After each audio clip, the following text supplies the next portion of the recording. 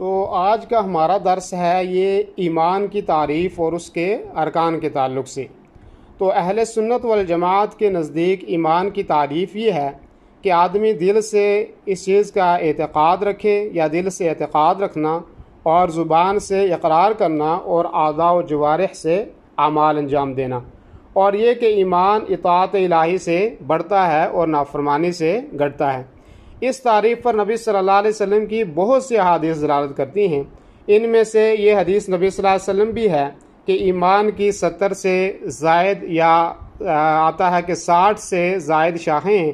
ان سب میں افضل لا الہ الا اللہ کہنا ہے، اور سب سے ادنا راستے سے یا راہ سے موذی چیز کا ہٹانا ہے۔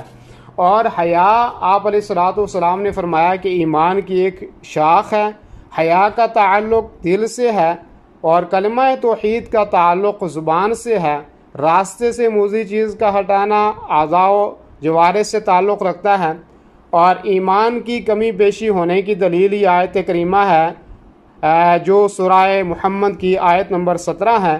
اللہ رب العالمین فرماتا ہے وَالَّذِينَ اهْتَدَوْا زَادَهُمْ هُدًى وَآتَاهُمْ تَقْوَاهُمْ، اور وہ لوگ جنہوں نے ہدایت قبول کی اس نے انہیں ہدایت میں بڑھا دیا۔ تو اس آیت میں اس چیز کا تذکرہ ہے کہ جو اللہ رب العالمین کی راہ میں آتے ہیں اور ہدایت کو تلاش کرتے ہیں تو اللہ تعالیٰ انہیں ان کی ہدایت میں اضافہ فرماتا ہے۔ مطلب یہ کہ ان کے ایمان میں اس سے اضافہ ہوتا ہے۔ اور سورہ توبہ کی آیت نمبر 124 ہے، اللہ رب العالمین فرماتا ہے فَأَمَّا الَّذِينَ آمَنُوا فَزَادَتْهُمْ إِيمَانًا وَهُمْ يَسْتَبْشِرُونَ، کہ بس جو لوگ ایمان لائے سو ان کو تو اس نے ایمان میں زیادہ کر دیا اور وہ بہت خوش ہوتے ہیں۔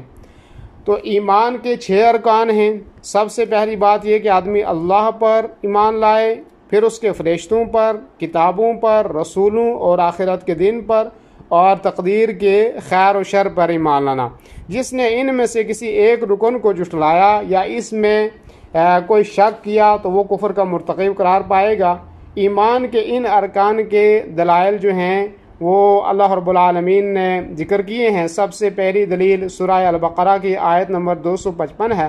اللہ رب العالمین فرماتا ہے آمن الرسول بما انزل الیہ من ربہ والمؤمنون کل آمن باللہ وملائکتہ وکتبہ ورسلہ، یہ رسول اس پر ایمان لایا یا جو اس کے رب کی جانب سے اس کی طرف نازل کیا گیا، اور سب مومن بھی ہر ایک اللہ اور اس کے فرشتوں اور اس کی کتابوں اور اس کے رسولوں پر ایمان لایا۔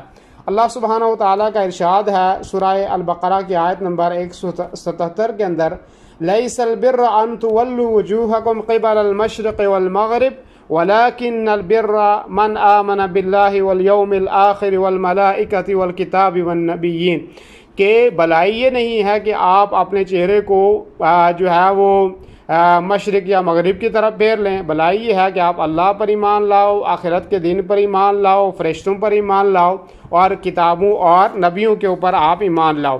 اور نیکی اس چیز کا نام ہے۔ اور اسی طریقے سے اللہ رب العالمین تقدیر کے بارے میں فرماتا ہے سورہ القمر کی آیت نمبر 49 کے اندر اِنَّا كُلَّ شَيْءٍ خَلَقْنَاهُ بِقَدَرٍ، کہ بے شک جو بھی چیز ہے ہم نے اسے ایک اندازے کے ساتھ پیدا کیا ہے۔ اللہ سبحانہ و تعالیٰ کا سورہ النساء کی آیت نمبر 136 کے اندر ارشاد ہے وَمَن يَكْفُرْ بِاللَّهِ وَمَلَائِكَتِهِ وَكُتُبِهِ وَرُسُلِهِ وَالْيَوْمِ الْآخِرِ فَقَدْ ضَلَّ ضَلَالًا بَعِيدًا، اور جو شخص اللہ کے ساتھ اور اس کے فرشتوں اور اس کی کتابوں اور اس کے رسولوں اور یوم آخرت کے ساتھ کفر کرے تو یقیناً وہ گمراہ ہوا، بہت دور گمراہ ہونا۔ نبی صلی اللہ علیہ وسلم سے جب جبریل نے ایمان کے بارے میں دریافت کیا تو آپ نے جواب میں عرض فرمایا کہ ایمان یہ ہے کہ تم اللہ، اس کے فرشتوں، کتابوں، رسولوں، یوم آخرت اور تقدیر کے خیر و شر پر ایمان لاؤ۔